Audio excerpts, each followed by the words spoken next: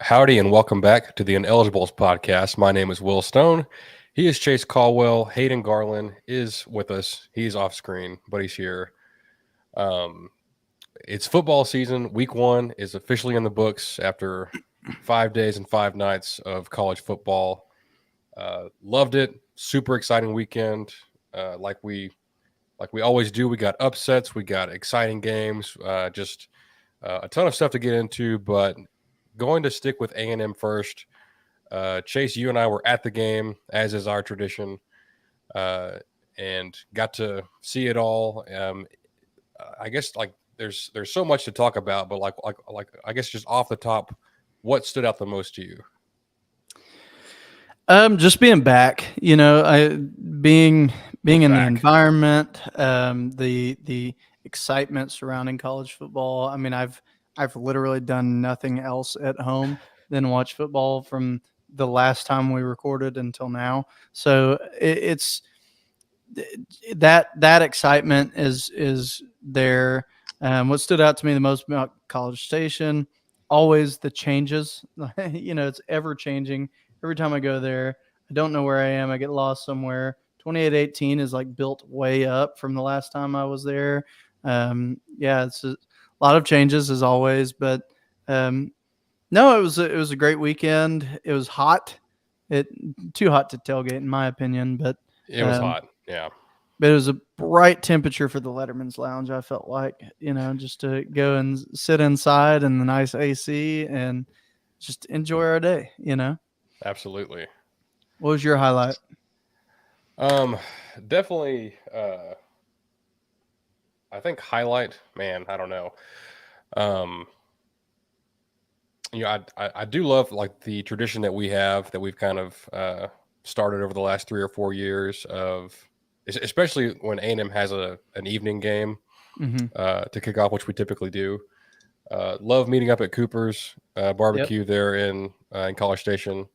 Uh, Proud. I don't know if I could say Proud of, proud partner of ours. But yeah, partner of the podcast now. Thank all of you for coming to join us for our game day luncheon. We'll be doing them more often. We'll make sure that we put it out ahead of time this time instead of just once we're there. Um, yeah, I texted one listener to show up and he did. So a shout out Sterling. yeah, shout out. There we are. But it really is like a prime game watching destination. I think Sure. it's great food. It opens right at 11, so like when we got there, it wasn't even busy. We're able to get our drinks, get our food. Had 3 TVs. The 3 main games we wanted to watch were all up there, all going. Just got to take it all in and just enjoy college football Saturday. I got Absolutely. some new gear from the warehouse and other places. I don't mean to put any other sponsors in here, but Yeah. sorry. I did get some new gear that I'm excited to wear. But yeah, Got me all a in cool all, new hat. Thank you for that. yeah. So all good. And then maybe the biggest highlight was just the overall performance of this Aggie football team. Yeah. We talked about it last week. Te- the the team under Fisher has tended to kind of stumble out of the gate a little bit, with the exception of his very first year when we played a very very weak opponent, Northwestern State. But the Vanderbilt game, the Sam Houston game, um, even the Texas State game, it took him a while to really take off on that one.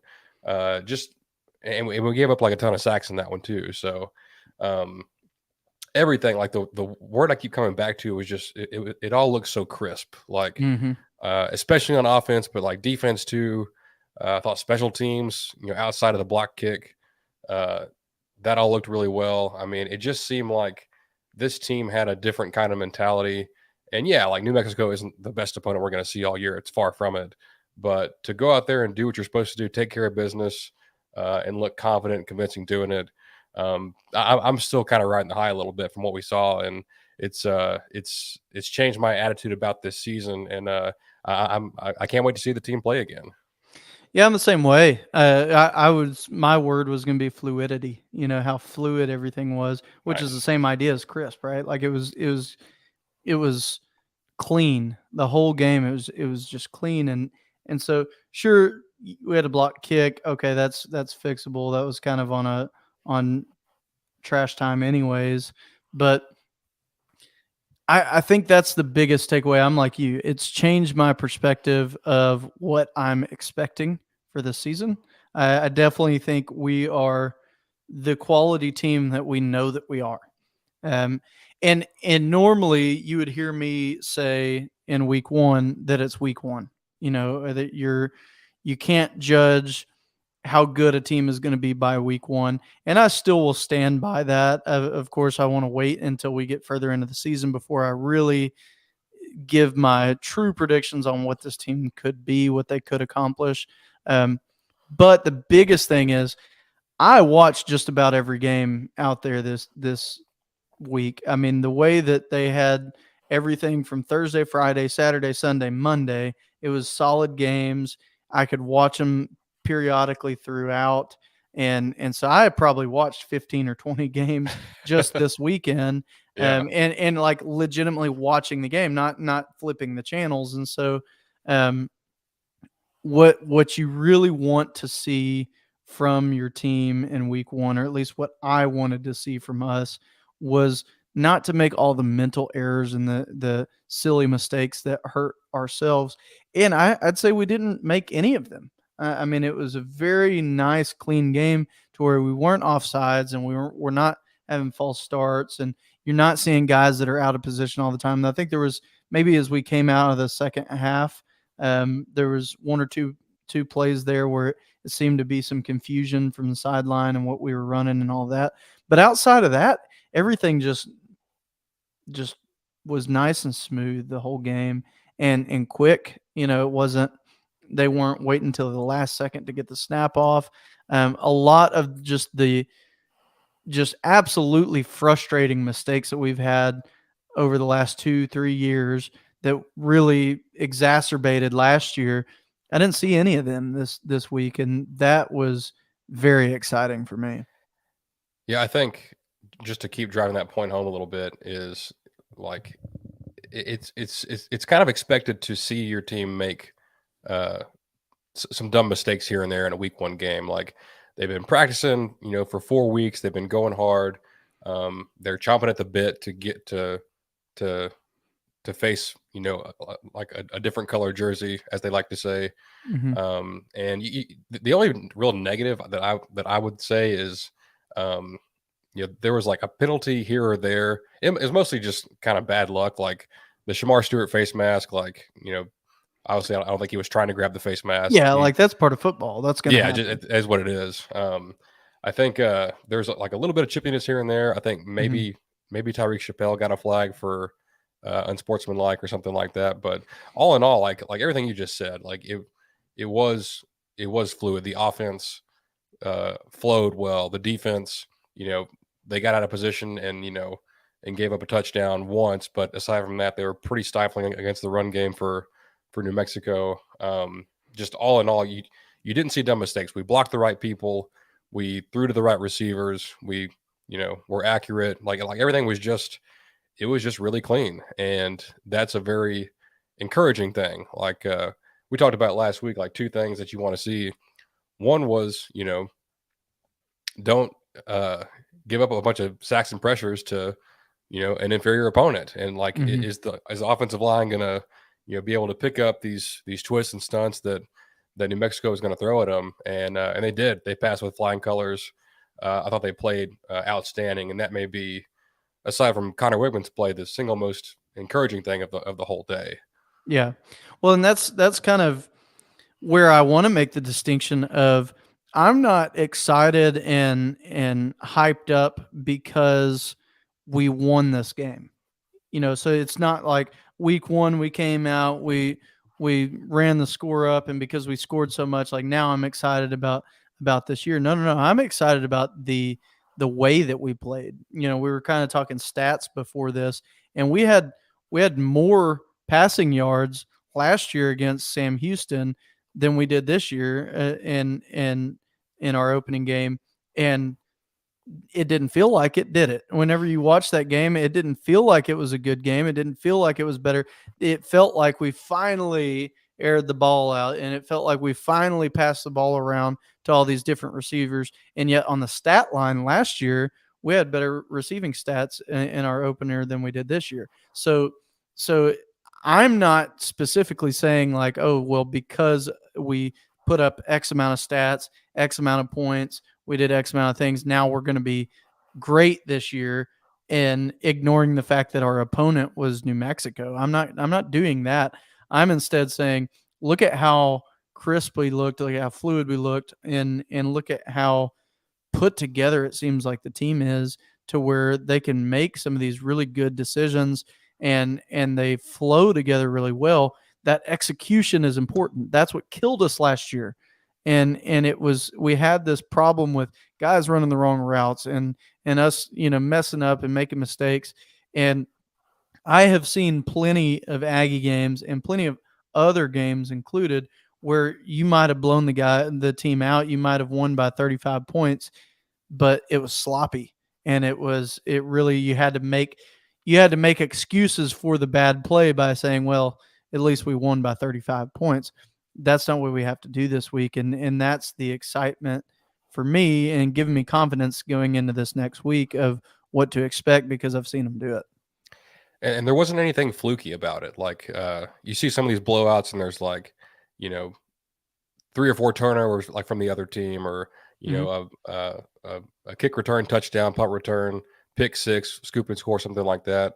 Like we did force the one turnover. I think it was kind of around midfield, but aside from that, it was just our offense operating at a very high level and getting into the end zone. I mean, Yeah. you scored 52 points, and they didn't do that at all last year or get even Right. close to it. They scored 30 against Sam, Yeah. and like 30 isn't a low number, but against a opponent like Sam, we walked away not feeling very good at all about our prospects, and we saw that bear out. But this season, much more much more put together and crisp and on it. And we all know the talent this team has. That's never been an issue with this team. It's can we execute? Can we play to our talent level? And they did on Saturday. They absolutely did. Absolutely. Yeah, my big takeaway, of course, is going to be the offense. That's got to be everybody's. And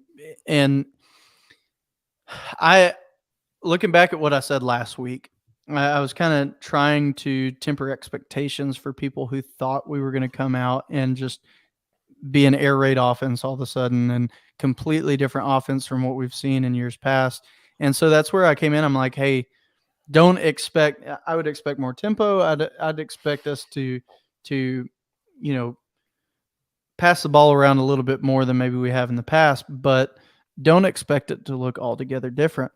I think in some ways I was kind of wrong. I think there was a lot of difference in our offense this week than I was expecting, especially in game one. Like, I really expected it to look more similar to what it has in the past, and it just didn't. Yeah, this doesn't need to be said, but I'm going to say it just to to clear the air after the summer and spring and everything else. Mhm. The offense is Petrino's. Um, it was apparent immediately when we took the field and started pushing tempo from the jump. Like the very first play, like we got it, like there's a decent gain, got right to the ball, ran another play. I was like, damn, that was fast. Like we haven't done Yeah. that in a while. It's usually get to the ball, stand around, look to the sideline, stand around some more, and then run a play with 2 seconds on the clock. And they pushed the tempo really kind of all day. And Connor was just so in control of what was going on. And I'll talk more about him in a minute, but it was just so impressive. Uh, his poise and the way he played. But offensively, I didn't expect that either. Yeah. I think me and you both kind of expected like a 49-52 type of showing. Like that would be considered good, and Yeah. that's what we got, and we like that a lot. I thought they'd run the ball more, but looking at the way, I think what I like about the offense and what they did is they truly took what the defense gave them. Like Mhm. when they got an 8-man box, or they knew New Mexico was going to blitz and leave us in man coverage. They weren't bound and determined to run the football into a loaded box. They were like, hey, our outstanding receivers are one-on-one with, people that they are more talented than. Let's Yeah. throw them the football. And they did that a lot, and it worked extremely well. Yeah. Well, and that's where, like, I've made the analogy for Jimbo where it's like putting a square peg in a round hole. And that's because I just think Jimbo would come out with his game plan, and we're gonna run it come hell or high water. It doesn't matter what defense they line up in. This is our offense. We're gonna run our offense. Yep. We're gonna be ourselves and play ourselves, and it's a nameless opponent, faceless opponent, blah blah blah, and blah blah blah. We're gonna play our game, and we're not going to let them, make us play off of our game. Well, that doesn't work whenever they don't, like, when you can sell out to the run and stop the run every time. It doesn't work. Like, throw the ball. That's an instance for that. And so for Jimbo not to have even put his glasses on a single time, I was about to that bring was a that win. up. Like that is it. I never once saw him with glasses on, and that tells you right then and there he's not having to sit there and just, okay, what play did we say that we were going to run as our 37th play this game? Oh crap, that was our 42nd. I accidentally ran that play too fast.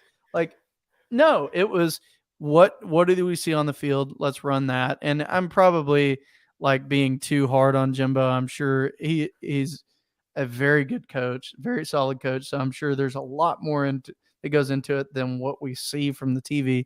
But it just seems so much more polished, so much more smooth. And it seemed like you're empowering guys out on the field. It seemed like the guys on the field knew what they were doing and how to get the ball where it needed to go, how to block for this guy if they needed to block for him, what to expect on this, that, or the other. If the play breaks down here, if we notice guy rushing, let's flatten out on our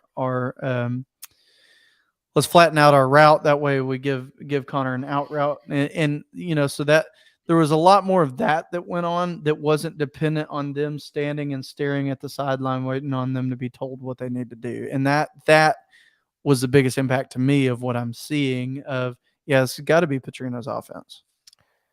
Yeah, I think the point about the glasses is so brilliant because I didn't even think of that. And like we all wanted to look and or see like, oh, like, is he holding a play sheet? Like what is he, like when the camera goes to him when we're on offense? Like what's he going to be doing? And I didn't see the glasses even on his person. Like he Yeah. was just He had sunglasses on. Yeah, like he's standing there, just hands on his hips, just watching the offense. Talking to Bobby on the headset, and uh, and not to read too much into it, but he looked happy out there. Like he looked like Yeah. he's like, hey, I'm able to be the general. I've got these great lieutenants. They can, I help them game plan. They know what they're doing. They're perfectly capable of executing. I'm up here just managing the flow of the game and things like that. And it so far in a one game sample, it worked very well. Yeah. So I have been very critical of Jimbo and some of the things that he's done. I was critical about the hire of Petrino. I'm not saying that I'm flipping the script and now that we're good, now I'm going to pretend like I didn't say all those things. I said all those things, but it was I was more in a feeling of prove me that something is going to be different about this, and that it's not just we're firing our offensive coordinator and getting a new one so that we'll be good. I don't want to see that whole, dog and pony show, right? Like, I want to see a true implemented change. And I think that's what we've seen. I think what you got is you've got Jimbo who might have retained control for too long. And because he's so good at what he does. I mean, I'm not being critical of him there. He's been good in the past. And so if you're good at it, you don't want to let go of those reins if you can keep from it and let somebody else's offense dictate your career. Like, I get that. There's bound to be a possession to that where you're like, I don't want to give up my control here. But now that he finally made that jump, he said, okay, I'm going to try it. Now look at it. I mean, I think, to your point, maybe he's happier on the sideline. Maybe he's got all the stress off of his shoulders of like, okay, hey, I should have done this a long time ago, but I waited too long to actually make that transition to a CEO type head coach. Right. No, it was great to see. I think it's going to work out well this season and in the future. Mm-hmm. And I'm so happy to see it because the offense truly was just, it seemed like it was just really clicking on all cylinders, and letting those guys do their thing. The receivers, God, those guys are just so talented and so confident in their own abilities. But the main guy I want to talk about is Connor Wigman. As I fix my camera. I don't know why it keeps doing that, but we can switch it to the laptop. Um, some stats on Connor. So to go back to Connor's junior year, so Connor would do this thing that I really liked. And after each game in high school, he would post his highlights on his Twitter, so you wouldn't have to go like dig around Huddle for them. They were just readily available, like on a Twitter thread. So Mm-hmm. after his first junior game, he went off, like off. And I remember seeing that post, and I think I sent it to you, and I was like, "Hey, this is our guy." Like at that point we hadn't offered him yet, and we were kind of trying to fill out, like, do we want Cade Klubnik? I think maybe Quinn Ewers was still in school. He hadn't gone to Ohio State yet, and we were like, looking at all our options. I'm like, man, this Wigman kid from Cyprus, like he's special. And I tried to keep my expectations kind of reined in, because you never know how a quarterback is going to pan out, because there's just so much mentally that goes into that side of the game. Sure. And you see super talented kids that don't pan out for whatever reason. But every time we've seen Connor, like in his senior year, his opener was on ESPN, and he scored like 8 touchdowns and looked incredible. And we were like, man, this kid is something else. And then he gets here, his first start for A&M last season behind, on a team that was not performing well, behind a battered O-line. He goes out and, throws for like 330, 4 touchdowns, no turnovers. Even though we lose the game, you come away thinking, man, like, hey, that was really good if we can get this guy a little bit of help. And he was, like, his next 2 starts were kind of up and down. He didn't throw the ball a ton, but he looked really good against LSU. And we've heard things in the summer that would lead us to believe he would really, be a game changer. And I know it's New Mexico, and I'm trying to, I'm taking that next step. I'm not going all the way in, but I'm getting close to, because he's pretty dang good. But Yeah. I talked about his poise and control of the offense. Everything was just so quick. Like, even when he got pressured, he knew where to go with the ball immediately, and the passes were accurate. They were on time. Everything was quick. He wasn't waiting too long to pull the trigger. Took deep shots. Just just the whole, he tucked it and ran when that was there. Like, like the whole, like, everything you would want from a quarterback. Like, he put it on display in this game. His QBR is currently number 1 in the country, even after, like, you had teams like Oklahoma and Oregon scoring like 80 points and just blowing teams out. His QBR of 97.2 is the highest in the country. He wasn't throwing a bunch of dump off passes either. Like, his average depth of target is the highest in the country at over 14. Like, he's taking deep shots and completing them. And, like, I think his play is a reason to be very optimistic about this team, but the play of the receivers maybe even just as much, because those guys had an outstanding day on Saturday. Well, and that's the point to me, right? You're talking about a bunch of underclassmen, and whether freshman or sophomore, and they all played like seasoned veterans. I mean, they all played way above what they should be at this level generally. And I think that's kind of where my outlook would be. Well, we kind of took our stripes last year. Like we had the problems that come with a young team last year. We still have a young team this year, but they're veterans because they've been playing for a year and a half, or a year. But so I think that's what jumps out to me on some of these guys is how just polished they look as freshmen. and redshirt or sophomore, whatever they are. And Connor just okay, let's take the argument from somebody of, well, look at the opponent. Okay. Well, let's look at the opponent, and then let's look at how Max Johnson did whenever they came out. What did that look like? Well, he struggled in a lot of the same ways that we've struggled in the past. And Max is a great quarterback. Like he's proven. We know what his skill set is, but yet Connor looked way better than he did. And so, not saying that to put down Max, it's just more of to say I think Connor's really come of his own. Like I think he is ready to take that helm.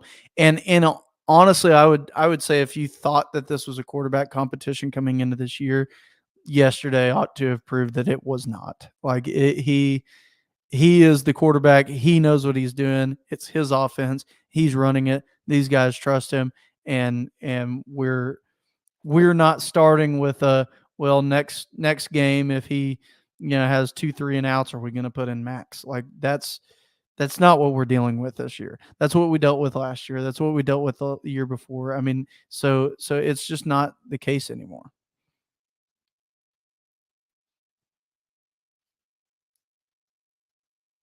Will, I Sorry, think you're muted here. I was on mute. My bad. My computer was dinging, so I muted it for a second. But yeah, so I think Aggie fans have been looking for our guy since Johnny, and we've had some decent players like some good players come through. I thought Kellen played well at times. Trevor Knight had a good year here, but we've been looking for the one to truly take the reins and be like the next great one, honestly. And once you get it, like once you get that, like when you had Johnny on the team, you felt good going into every game we played. You're like, hey, we're Mhm. gonna have a shot to win, pretty much no matter what, because we have this amazing quarterback. Not saying that Wigman is Johnny, but against pretty much every team we face, I think A&M may have the advantage at quarterback, and still remains to be seen. But as it stands today, there's some good quarterbacks on our schedule. I wouldn't trade the one we have for any of them. Right. If Bryce Young was on the schedule, maybe a different story. Maybe not. I don't know. But it changes the dynamic of your team when you have a truly plus player at quarterback, and this team certainly does. I don't want to go too long on this because we got some other stuff to come up. But Mhm. the second biggest storyline here was the play of the offensive line, in my opinion. You guys know I'm a big O-line guy. It's been our Achilles heel since 2020. The last 2 seasons, and I've been more optimistic, this off season, and I thought we might see some better play due to just more experience and guys being healthy. But not even from a physical standpoint, which they did very well. Like they really blocked. They blocked incredibly well when they got their hands on guys, but just the communication. Like we didn't talk enough on last week's show about how exotic this New Mexico defense is. Like every play is a twist or a stunt or a blitz, and like just all kinds of things to confuse an offensive line. And in years past, it would have confused our offensive line, and we would have missed guys or let guys run free and things like that. But these guys handled that just so well, and it's so encouraging to see that in the first game because yes, we physically outmatched our opponent, but to do it from a mental standpoint and execute the blocks properly, communicate well, which is so key on the O line, that gives me just a ton of hope. I can't wait to see these guys play a pretty good Miami defensive line. That's going to be a good barometer for where they're at. But as it stands today, I'm very encouraged about that group. Yeah, and I mean, I'll kind of put a bow on it by saying, from what you've said of the offensive line, I thought we had really good play there, and piggybacking also on what you said about not to say that Connor is Johnny, but to say, look at how confident you were when the ball's in his hands, right? That's how I feel. That's how I've wanted to feel about our offense for 3 years now. I've just felt like we have the pieces. we have all these threats and then we're not doing anything with it. And so maybe one game is a small sample size, and I'll give that, right? But I just have so much more confidence coming off of this game on, how is our O line going to mesh? I think they're going to mesh well. How is our quarterback gonna run the offense? I think he's going to do it well. And then how are our receivers and running backs going to then use that to perform at a high level? And they showed on Saturday that they can do it. And so then whenever you start looking at threats, what okay, let's say that Evan Stewart's a big threat. We need to maybe double him up, or we need to be on the lookout for him. Just as soon as we start doing that, now we got Noah Thomas over here. And so, okay, well, now we got to work them both equally. Let's watch both of them. Well, now we got a nice Smith over here that we're going to dump the ball off to, or Reuben Owens, or Le'Veon Moss, and Moose Muhammad, Amari Daniels, all these guys whose names have been out there that they should be producing at high levels. They haven't been in years past, or not necessarily them, but guys to their caliber that we've had on the team at receiver or whatever. Maybe we're not passing the ball to them. Maybe we're not really spreading it out enough. And so I felt like I finally saw the offense on Saturday that I've been waiting to see since Jimbo got here. That's the way that I felt. Yeah. And maybe I've seen it a time or two, right? Like LSU 7 overtime, we saw a great offense. When we beat Alabama, we saw a great offense. We've seen it in spurts here and there. And maybe this was one of them. But what we haven't seen is we haven't seen it against a team that we're playing down to. We've only seen it against teams that we're playing up to, like Alabama or LSU. And so that's where I had told you this last week, if that's what I would count as a win coming out of this week, is if it looked like we played a really good high caliber offense, even though we're playing New Mexico. And I think we did. So coming out of this week in terms of offense, man, I am over the moon. And I do kind of feel the way that I felt back in 2012 and 2013 of, well, it doesn't matter because our offense can bail us out. It doesn't matter. Our offense, like, we got plenty of time. They can bail us out. And so going into all of these teams that we're playing, I'm watching their defense and I'm like, oh yeah, they're going to have a really hard time blocking, stopping us. And I haven't felt like that since Jimbo's been here. So to finally feel that way, it's exciting. All these other teams that we did win against in years past, it's like, well, the defense can keep us in the game. If they can keep us in the game, then maybe we get a defensive touchdown and then, okay, we're back in it, but didn't really have that confidence. But now that I have that confidence in the offense and the defense, this is making me excited about what's to come, right? Exactly. And to touch on the defense real quick before we get into some matchups against Miami, like the things that we wanted to see, like confidence on offense and good protection was like probably the top one. Right behind it was we wanted to see these high caliber kids that we've recruited on the defensive line really show it. And I thought they did. You saw Walter Nolan make plays. Shamar Turner was making plays. McKinley Jackson was doing McKinley Jackson things. And like, even though they didn't fill up the stat sheet, like guys like Fadil Diggs, Shamar Stewart, they like that quarterback for New Mexico was just catching the ball and throwing it, there wasn't really much you could do to get pressure on him. And we didn't really blitz at all. So like, it was just like, hey, like our front four are going to go in there and do their thing. And they got some pressure here and there. And I thought they performed well, but outside of a long run here or there, like especially the touchdown run where they, I think we got out of position.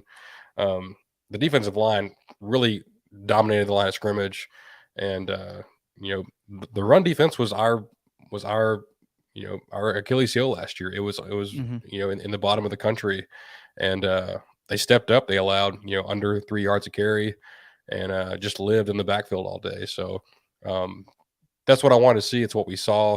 I cannot wait to watch this unit go up against better teams and just go off.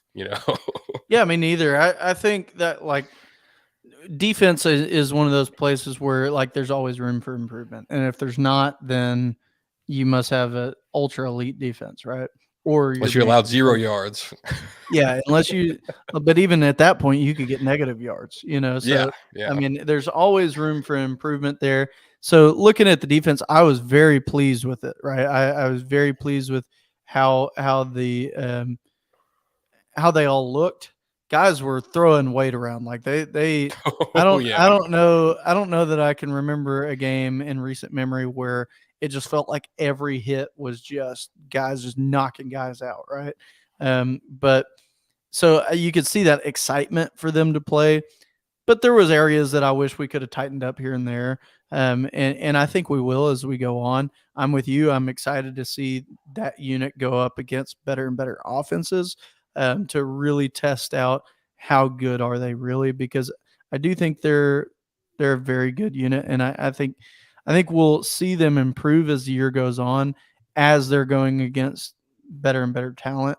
And so if we can maintain a similar level of how they played this past week as they're improving and also going against improving offenses, right? I I think you could see them maintain that and be a really tough defense to go against. Yeah, and that's the way it should be with the like all the recruiting efforts that have been put in on that side of the ball. Hmm. Like the talent level is certainly there. The depth is there on the defensive line. I thought Edrin Cooper had a really nice game. Yeah. He showed flashes throughout his career and had some really good moments. But he was kind of all over the field on Saturday. 3 tackles for loss.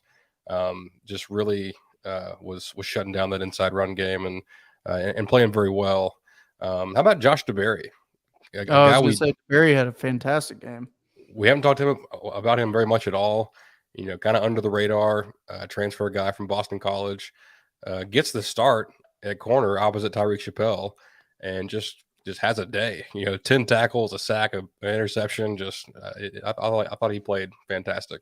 Yeah, he had a great game, and I hope that we see more and more of that from him. In terms of the safeties, it was pretty quiet just because you know most of what they did was just these quick little passes, and I mean that's why DeBerry had 10 tackles because they just Yeah. kept throwing these short passes. But um, I thought Gilbert did some nice things. Bryce Anderson was in there a little bit, but I think overall offense and defense, the and I know we hate saying this, but I think it was very very true. And I think both game plans were vanilla. I think that they truly were. Mhm. On offense, the tempo and the formation stuff was new. But like some of the plays and things like that, it was just really simple plays that we just had.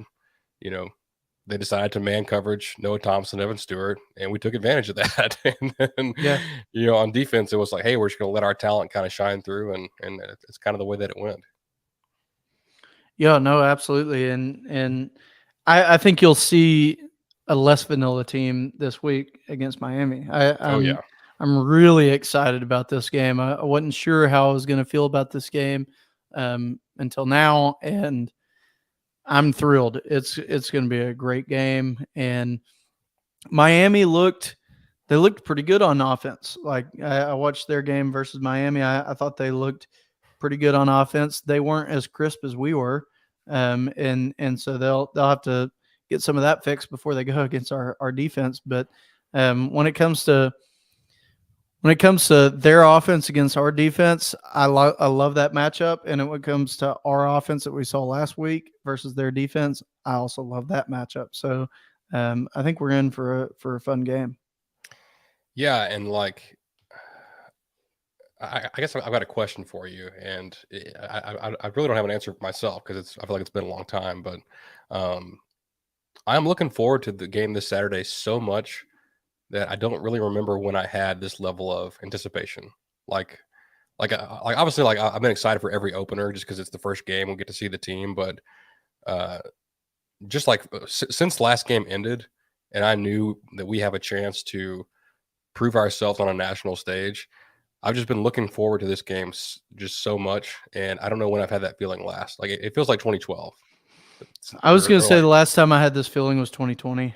yeah, During that season, but I always tempered that expectation because I would always say if we do good this year, everybody's going to be like, "Oh, well, that was the COVID year." And they're always going to write us off. And then now, look at what everybody, oh, well, yeah, but that was the COVID year. Y'all didn't even get 10 wins.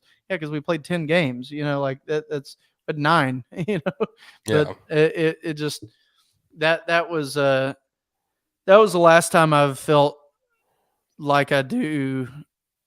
I'd agree with you outside of the openers, because every yeah, opener, like last year's opener, I was super, super excited. But that excitement fizzled so quickly last year, and it yeah, and it fizzled pretty quickly the year before as well. And so I really haven't had that level of excitement probably since 2020. But before that, probably since Jimbo's first game, yeah. and being excited about what was to come. And so I'm the same way. I'm with you to where I cannot wait till next Saturday. Like it just counting down the minutes. Yeah. And like it's a weird feeling because I'm very confident in this team, but I'm a little nervous because we've only seen one game and it was against a lesser opponent. Yeah. And we're like, hey, like is this fool's gold? Is it legit? Like, are we gonna go out there and and play with an attitude and impose our will on a good team? I tend to think so. I wish it was at Kyle Field. Not that Miami is a very, you know, daunting environment at all. I think a lot of Aggies are going to be there. Are y'all actually going to the game? Yeah, I'll be there. Okay, so yeah, I think we see a lot of maroon in that stadium, but just my anticipation level is just off the charts right now.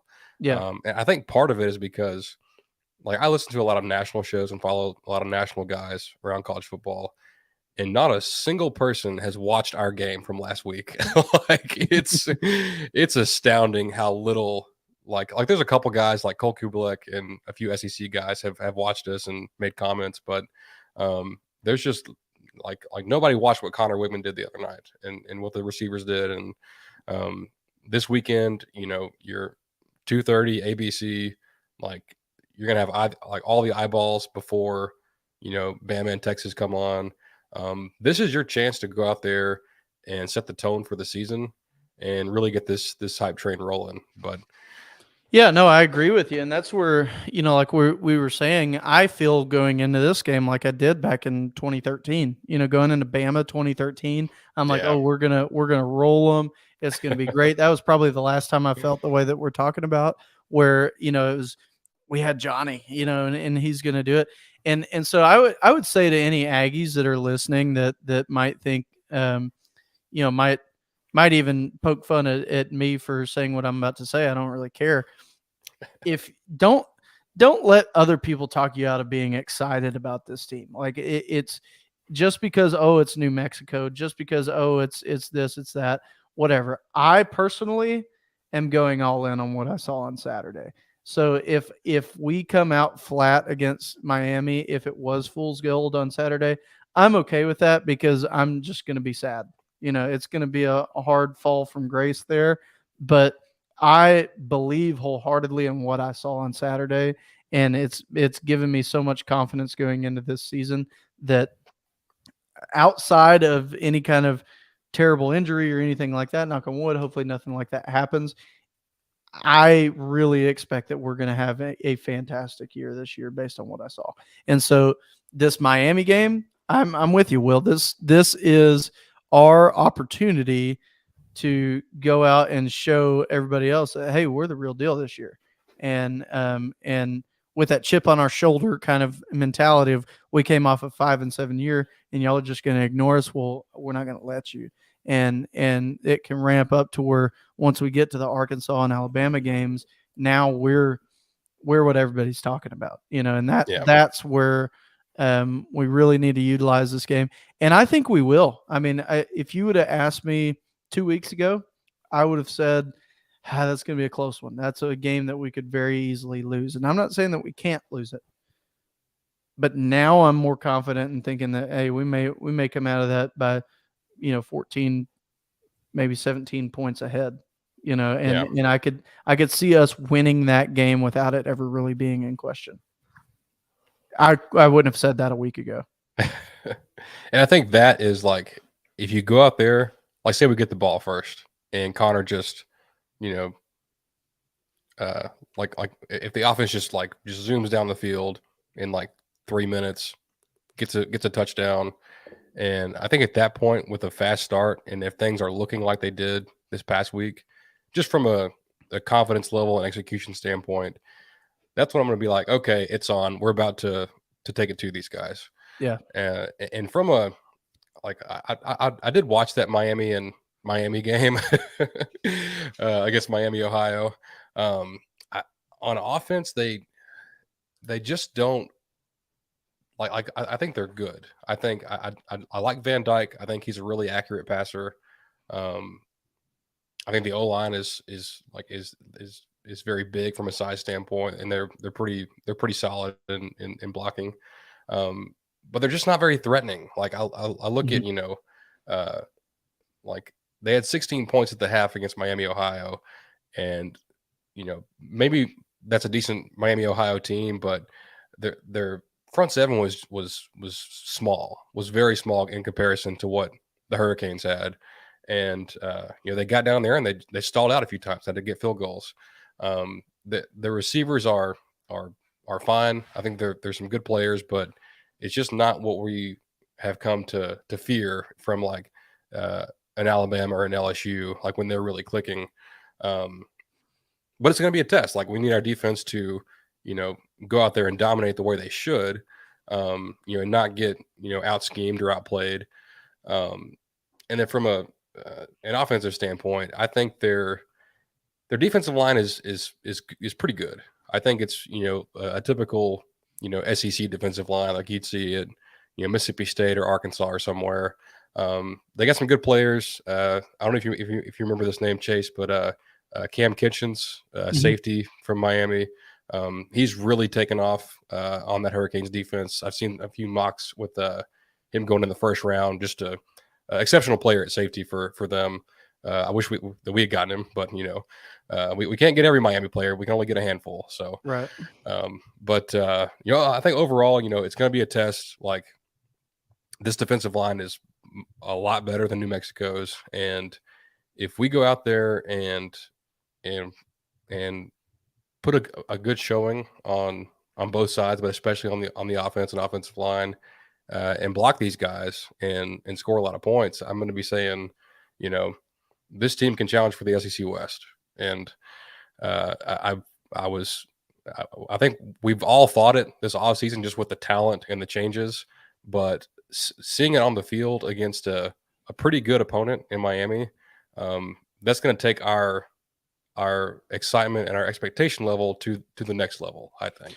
Well, I agree because the last couple years have made it to where it doesn't matter what's on paper. We're still the same team, and we're Yeah. not as good, and we haven't made these improvements, and it just no matter how good it looks on paper, nothing changes whenever it comes time for the game. So I think that's where our excitement comes from as Aggies is the excitement of we finally executed these differences. These differences that we've seen on paper, these differences that we've seen with a new coach coming on and new play caller and all that. We actually see it. And you mentioned in there like they might not have receivers to the caliber of Alabama or LSU. Well, how about to the caliber of Texas A&M, right? Like that's where we have the ability this year to we might be that school that everybody's talking about with our I mean, look at our wide receivers. Look who we have. Look at how well they played last week. I mean, we didn't even really talk about Ja'Day Walker before last week, and look how great of a game he had. Yeah. And of course, I mean, it's kind of like when you have that many threats with Evan Stewart, Noah Thomas, Nia Smith, and I mean that just spreads the wealth for everybody because there's only so much that they can do, and so um, that's where the most important thing about this game is that it is our proving ground. If we can go out, I think all Aggies are cautiously optimistic about what they saw last week was so exciting. will that continue, or was it a fluke? Was it just that we were playing New Mexico? I am in the camp that I do not think it was a fluke. I do not think it was because it was a lesser opponent. I think we've finally put the pieces together and we're going to see a big jump, right, in terms of productivity and everything. But it's not because of that we've made these huge changes from last year to this year. It's that last year we didn't play up to what we should have, and this year we finally are. And so that gap that exists there, I think we absolutely can play up to it. And that's where this week is that proving ground. There will be, I mean, you look at the slate of teams to play this week, there's really not many that are even fun to watch. So I expect that there will be a lot of eyes on us, and Miami's got a lot of momentum. After what happened with Clemson and Duke, the ACC is wide open. There's a lot of talk about Florida State. There's going to be a lot of eyes on Miami because if Miami does well, they could be a contender for the ACC this year. And so you're talking about two teams that could contend for their conferences. If we can go out and play as fluid as we did last week, we can go out and we can run this game and it never be in question the whole time. And we come out of Miami with a big time win, not an ugly win, but a big time win under our belt. Then I think it's time to jump on the bandwagon because this is our year. Let's go. I'm fired. I was already fired up. I'm even more fired up now. No, I truly can't wait to watch it, and I can't wait to break it all down next week on here. But Yeah, some big games around college football this past weekend. I think we have to start real quick with Colorado. I mean, that may be the story of the weekend amongst a few other big ones that we're going to get to. But this team was 1-11 last year, and Deion Sanders comes in. He brings in 60 new players. Well, I was going to say, I don't know if you can really say that this team was 1-11 because they none weren't. of this team were even there. And people are like, oh, like they've got great skill guys, but what about the trenches? What about the depth? Didn't matter. At least in this game, it didn't matter. Like they just had a bunch of really fast, really athletic guys and a good quarterback and a great offensive system. They take down the reigning runner-ups.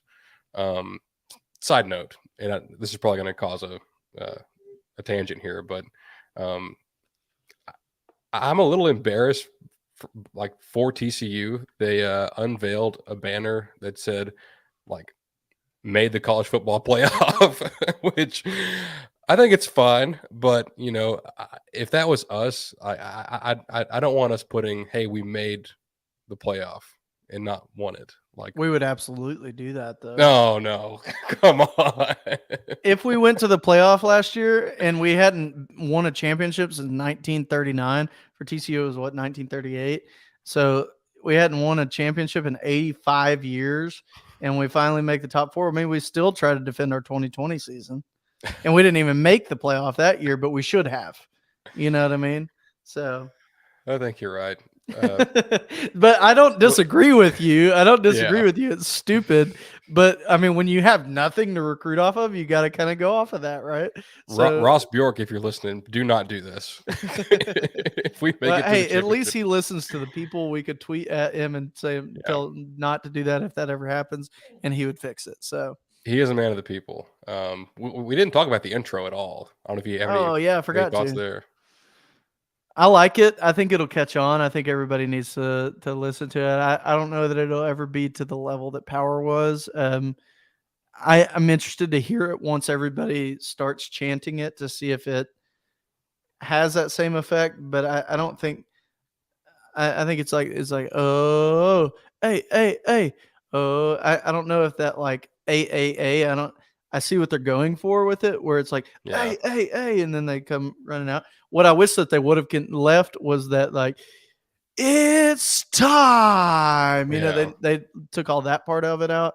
And so I think it would have been better had they left that in to make more of an impact. But yeah, watching it on Twitter, like, it's like, oh, A&M's new run out.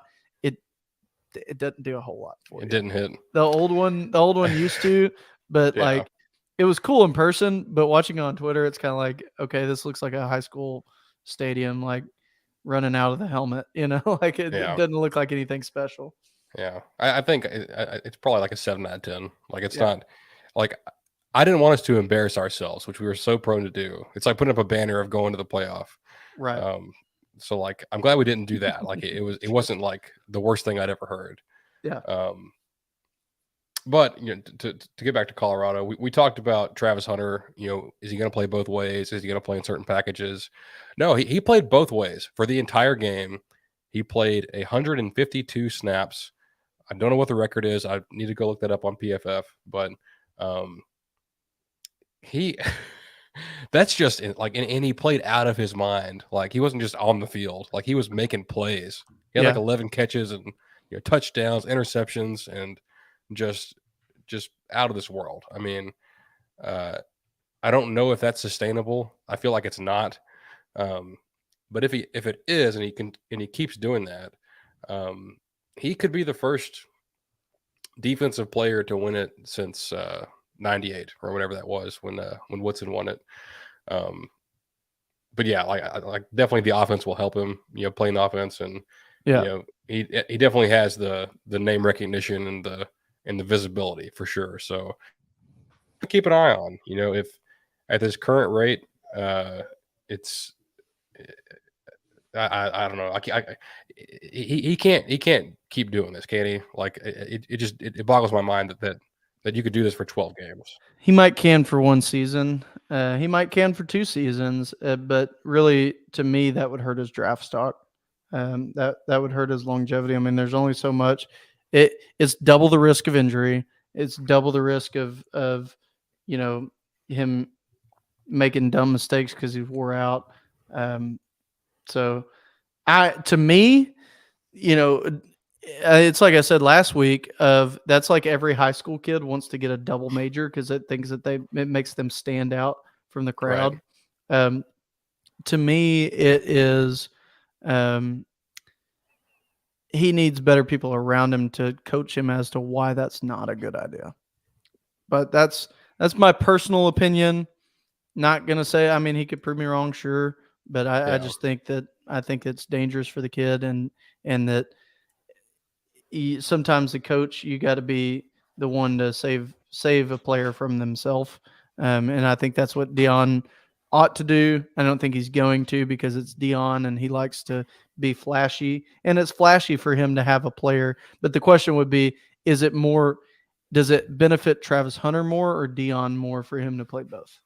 Yeah. Because I think it benefits Dion more for people to be talking about how Travis Hunter's doing that on his team. Because if Travis Hunter gets hurt, who cares? Dion's still there, and that's kind of my perspective on it. But that's just me. Some people would disagree, I'm sure. Um, but Colorado looked good. I threw out there that it could be nepotism, but I think ultimately what Dion did prove is that you could build a team quickly Yeah. in through the transfer portal and just in today's age in college football. So if that's the case, if there's all this hype on a 1-11 Colorado coming in and they come out and beat TCU, who by the way made the playoff after going 5-7 the year prior, then I think we're in a new era of college football. So is it stupid for me to be optimistic about my 5-7 team last year going 10-2 this year? I don't think so. I think what it proved is that a lot can change in a hurry in college football today, and Yeah. so that's exciting. In terms of Dion, like I think he's doing a great job of being the CEO of Colorado Football Inc. Um, but in terms of the execution, like on offense, they went and pulled a sitting head coach from Kent State to be their OC, which was a terrific move. He's a very good offensive mind, and that was on display. I mean, Shadur Sanders had 500 yards passing. I don't know how many touchdowns they had, but they just lit it up offensively. Mm-hmm. Um, and Shadur, like, I didn't know much about him. Like, I think we talked about that a little bit. We didn't really know what to expect, but just from that game, and not just from his numbers, but like the way he played, his poise and his arm talent. Um, like the NFL scouts were like, "Hey, this guy's really intriguing. Like we need to, like obviously they're keeping an eye on him. Like who wouldn't? But uh, Sure. he may have like next level ability as a quarterback. But um, Yeah. I, I'm sure it's what they want, but it's what's going to happen. And I'm guilty of it too. Like I think Colorado's must-watch television this year. Like it's like a soap opera, Like Yeah, it's there's a going to be storyline, and that's what I've always said. It's a good storyline, yeah, and it's one that I'm sure we'll continue to talk about too. My favorite storyline of the weekend was Duke and how well um, Coach Elko has done for them. Their defense looked incredible yesterday. I mean, absolutely incredible. Hats off to them. Their offense struggled a little bit here and there. They kind of squeaked by. They really beat Clemson because Clemson beat themselves, I will say. Clemson just could not get out of their own way. They looked horrible. And that goes completely in the face of everything we've talked about how we looked this year. They looked terrible. Every mistake you could make, they made. And so Duke ended up edging that one out, beating Clemson on a big game, which was awesome. But Duke's defense looked incredible, and it just made me really miss Mike Elko. Not that our defense is bad, but how much better could it be if we still had him? right. But that was a great game to watch. No, yeah, I loved it. I love Elko. If it ever works out and he's ever back here in any capacity, uh, I'd be thrilled to have him back. Yeah, If in an ideal scenario, Jimbo coaches for the next 10 years, wins 5 championships, and then we bring in Elko to follow that up. Um, but it's not realistic, but I can dream. I thought yeah, Elko did great. Like everyone was kind of down on Duke. Oh, they won 9 games. Like that was pretty lucky. They won't do that again. Um, People thought there were people talking about Clemson just destroying them, like yeah. 42-3. Like just Well, just to be just fair, they have Riley as their offensive coordinator. Like it right. I kind of thought that they would too, but And it's still like the comments people made about their offense was what they'd been saying about our offense, and mhm, thankfully ours didn't look like that anymore. Theirs still does. yeah, I don't know if it's a Dabo problem, if it's a like whose fault it is, but I think ultimately it is on the head man. But um, you know, people talk about hot seat with Dabo. He's won 2 championships at Clemson. Like this isn't Alabama or Ohio State. You like he's not getting run out of town this year. Like you can let that go unless mhm, they want to pay a huge buyout. Um, but Clemson had a great run. They had 2 generational quarterbacks. They had some great D linemen and receivers, but things had kind of been trending this way for a little while, or like at least the last couple of years. Um, I don't know what their record's going to be. Like they may be 7-5, 8 and yeah. 4, which is pretty crazy to talk about because they were so consistent for so long. But it seems like the empire is crumbling a little bit. I absolutely believe it is. And on that makes it to where okay, who's going to win the ACC this year, and that's where Florida State comes in, right? Like they beat LSU in a great game. I was critical last week. I was wrong on them. I said that I really kind of thought that LSU might blow them out of the water. I wasn't bought in on Florida State. I kind of am now. I'm still tempered my expectations on that because when you have two really good teams play week one, like maybe Texas Notre Dame, right? Well, are they both going to be good at the end of the year, or are they both like mid-level teams at the end of the Right. year? And we just thought that they were both really good teams. So I'm not saying I hadn't bought in on Florida State. I think they looked great against LSU, but uh, yeah, I mean right now that they're the favorite in the ACC. But if you're Duke or you're Miami or you're, some of North these other Carolina. teams, North Carolina, and you're coming off of some of these wins and you see Florida State do what they did, but then you see Clemson go down. Now, like, I think this is going to be a great, fun year to watch the ACC, especially because last year there was a lot of parity in the ACC. So, like, Oh I yeah. think I think it's just going to be a really fun year to watch that conference in general. Honestly, like when you look around, uh, this whole league, like all 133 teams, like not like I shouldn't say that, but like it's wide open. Is what I'm trying to say. It's the most Sure. wide open we've seen in a long In a time. long time, sure. Like Georgia, yes, they're the favorite. You know, they should be. They're extremely talented.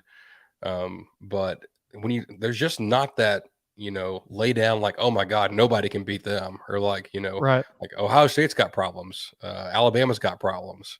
Um, USC has but, problems. Florida State has problems. They all have problems. Yeah. yeah, um, and like before I watched LSU get beat in that fashion, um, like before that I thought the West was already pretty open. Now I think it's wide open. Like Yeah. obviously, like Bama looked very good. We'll see what they do against Texas. I think they'll look good against them and maybe win convincingly. But I'm still hesitant to truly buy back in on Bama until I see more. Like I need more information. But um, there's no one out there where I'm like, oh my God, we can't like like that team's just going to win the whole thing. It's too early for that. But um, I do want to give a couple thoughts on LSU. The hype just got off the rails this summer. Uh, they thought they were going to win the championship. Like this is the best team, in the country, and they're so good. And Jaden Daniels is going to be awesome, and the receivers are great.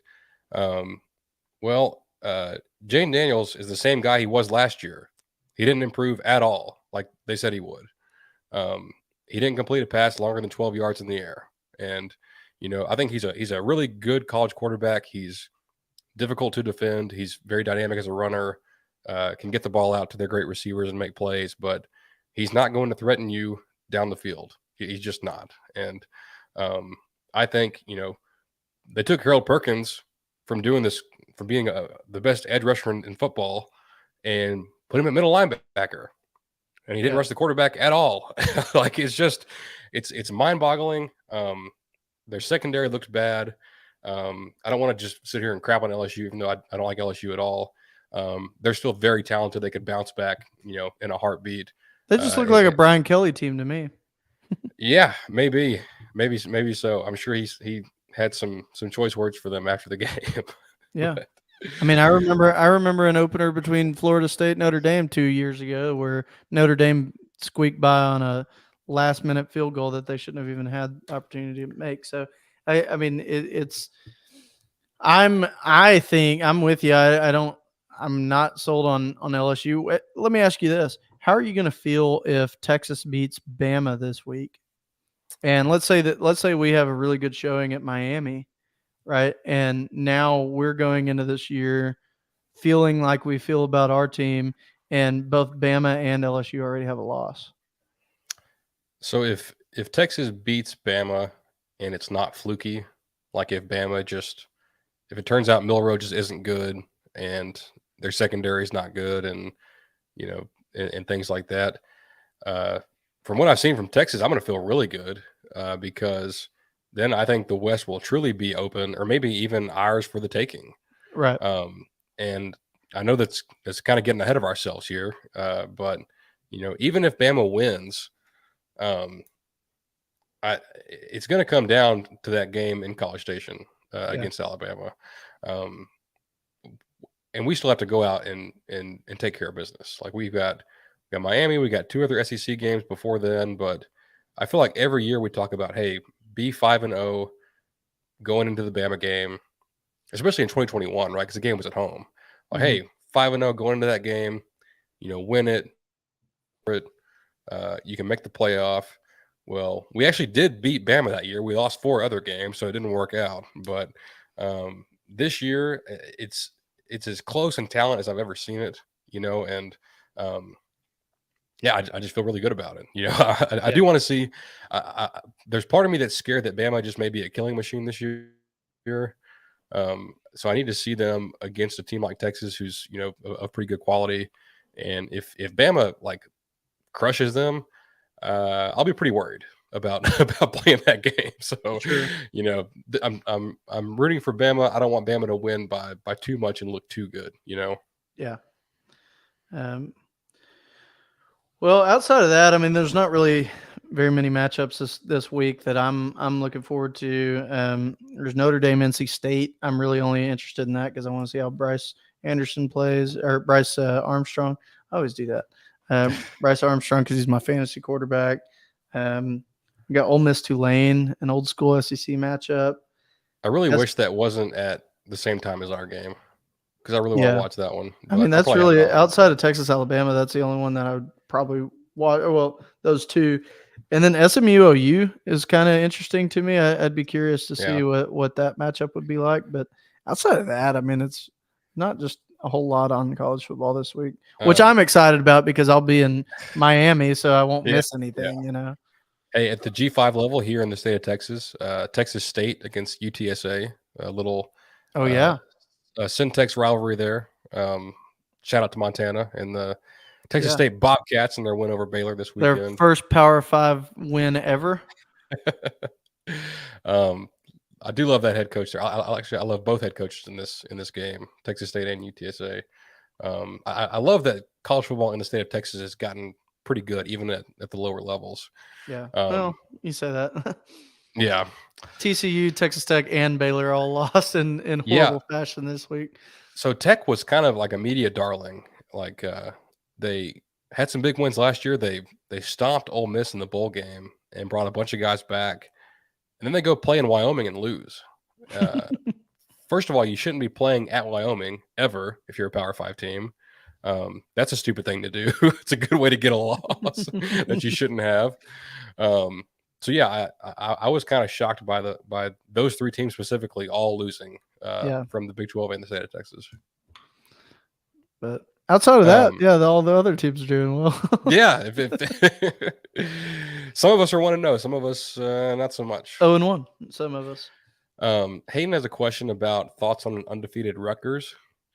So I don't have thoughts on that, but in terms of their opponent, I do have thoughts on an 0-12 Northwestern because I think that might happen. Rutgers not good at all, or like not very good. They kind of just beat the crap out of Northwestern the other day. Was not competitive. I'm sure Northwestern plays like a small school FCS program somewhere in the schedule, but if not, 0-12 could be a thing. Yeah. Pain everywhere. Well, anything else coming up this week you want to mention before we get out of here? I don't think so. I do know that. So I'm pumped about this weekend. But looking ahead, 4 of this season is absolutely loaded with games. We're going to wait for it. We're going to wait till it gets here to talk about it. But just if you're bored, pull up your phone, go to ESPN, and look at week 4 of college football, and it's just banger after banger. I'm just so glad the season's here, and it feels good to have a team that's competent. And I don't have to watch all the other games to drown out my thoughts on my own team. So it feels good, at least for now. Hopefully that doesn't change by next week. But that's right. No, thank y'all for tuning in. We're definitely excited over here. We're pumped to see this team on the field again and see what they can do. And we'll be back with you next week to break it all down. He is Hayden Garland. He is Chase Caldwell. I'm Will Stone. This is the Ineligibles. Thanks so much.